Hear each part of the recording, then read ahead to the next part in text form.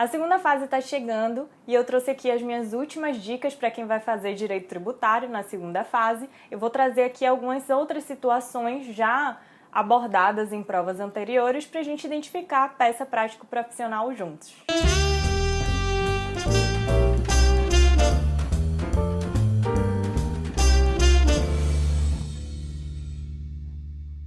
Vamos começar pela situação do 23º exame. O caso concreto será o seguinte: o partido político XYZ, cuja sede está no município Alfa, capital do estado X, tem 4 imóveis localizados no mesmo município, dos quais um é utilizado para sua sede, um é utilizado para abrigar uma de suas fundações e os outros 2 são alugados a particulares, sendo certo que o valor obtido com os aluguéis é revertido para as atividades do próprio partido XYZ. O administrador de XYZ, por precaução e temendo incorrer em uma infração fiscal, pagou o Imposto sobre a Propriedade Predial e Territorial Urbana, o IPTU, atinente aos 4 imóveis. Poucos dias depois, descobriu que havia cometido um grande equívoco e procurou um escritório de advocacia. Nesse contexto, considerando que o administrador contratou você como advogado para patrocinar a causa do partido político XYZ, redige a medida judicial adequada para reaver em pecúnia e não por meio de compensação os pagamentos efetuados indevidamente. Veja que temos novamente no enunciado uma dica de que a peça não será um mandado de segurança. O enunciado deixa claro que o contribuinte quer reaver o valor pago indevidamente de tributo em pecúnia e não através de compensação. A gente só avaliaria a possibilidade de mandado de segurança se o objetivo dele fosse compensar o que ele pagou indevidamente, e ele não quer. Ele quer reaver em pecúnia, então a ação será novamente a ação de repetição do indébito. No mérito, para demonstrar o pagamento indevido, deve ser utilizada a súmula vinculante 52 do STF, que determina que ainda que os imóveis sejam alugados para terceiros, se o valor da locação for aplicado nas atividades para as quais a entidade foi criada, esse imóvel permanece imune. Vamos ver agora a situação do 22º exame de ordem.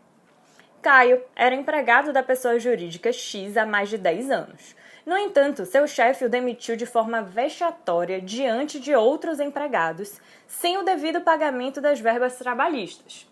Inconformado, Caio ajuizou medida judicial visando a cobrança de verbas trabalhistas e ainda danos morais. A decisão transitada em julgado deu provimento aos pedidos de Caio, condenando a pessoa jurídica X ao pagamento de valores a título de férias proporcionais não gozadas e respectivo terço constitucional e ainda danos morais. Os valores foram efetivamente pagos a Caio em 2015. Em junho de 2016, a Fazenda Nacional ajuizou a execução fiscal, visando a cobrança do Imposto de Renda da Pessoa Física, o IRPF, incidente sobre as férias proporcionais não gozadas, o respectivo terço constitucional e os danos morais. No entanto, a certidão de dívida ativa que ampara a execução fiscal deixou de indicar a quantia a ser executada.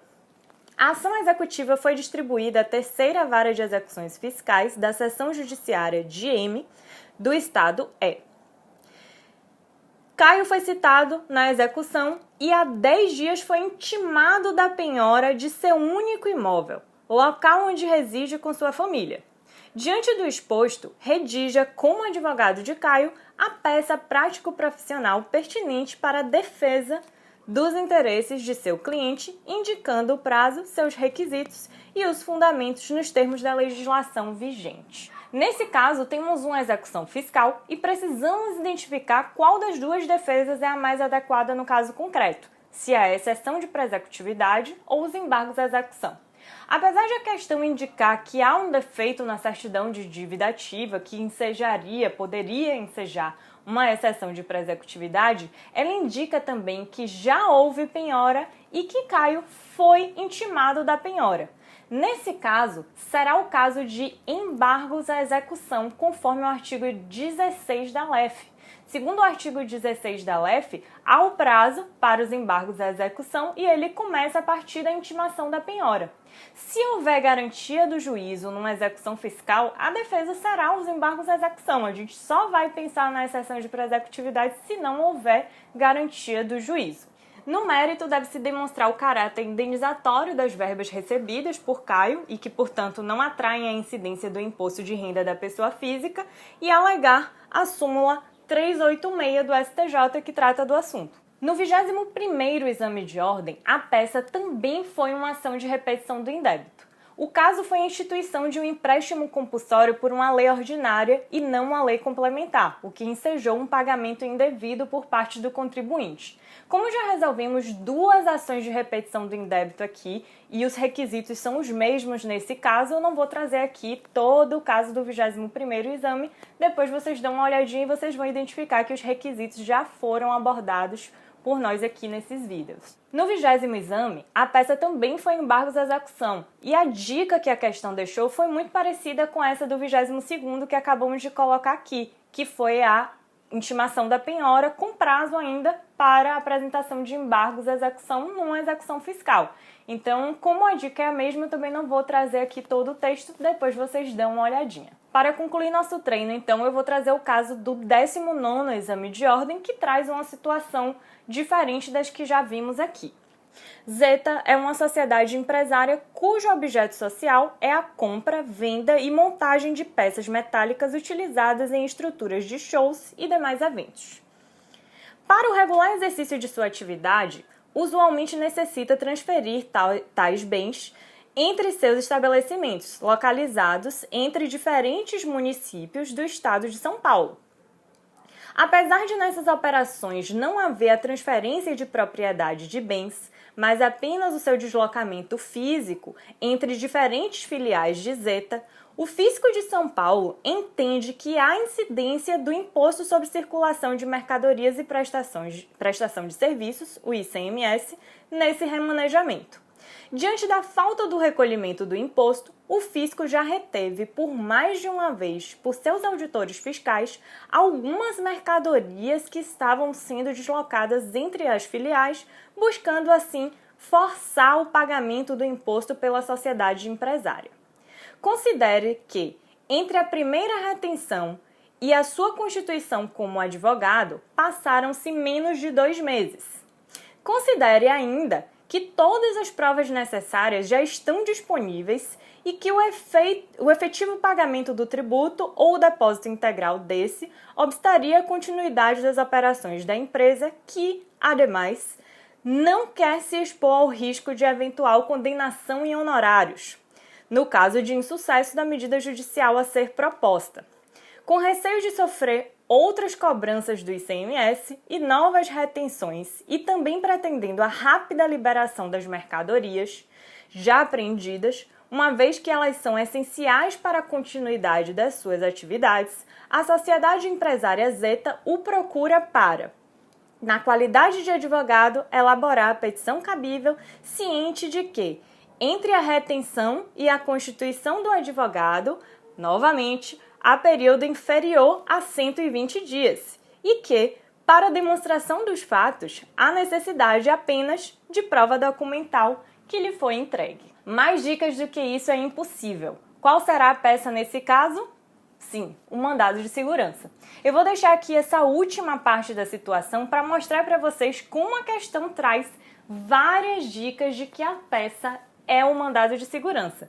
Primeiro, ela deixa bem claro o ato ilegal de apreensão das mercadorias como meio coercitivo para o pagamento de tributos, conforme a súmula 323 do STF, além da cobrança indevida do ICMS na transferência de mercadorias entre estabelecimentos da mesma pessoa jurídica, e conforme a súmula 166 do STJ.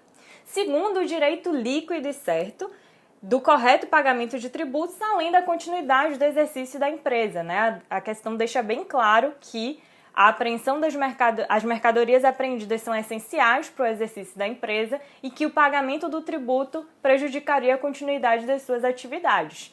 A questão ainda diz que ele quer uma medida judicial que ele não corra o risco da condenação de honorários e não há honorários no mandado de segurança, não há sucumbência, né, ônus da sucumbência no mandado de segurança, o que também deixa a dica de que é a peça adequada. Além disso, aponta mais de uma vez a questão do prazo. O prazo para o mandado de segurança é de 120 dias a partir do ato ilegal e ele, em 2 passagens da questão, deixa claro que esse prazo ainda está em curso. Nesse caso, vocês têm que se lembrar de fazer o pedido de concessão de liminar e nos pedidos finais a concessão da segurança vai ser para liberar a mercadoria e para declarar que não incide ICMS nessa operação, além da abstenção de cobranças futuras e de retenções de mercadoria futura.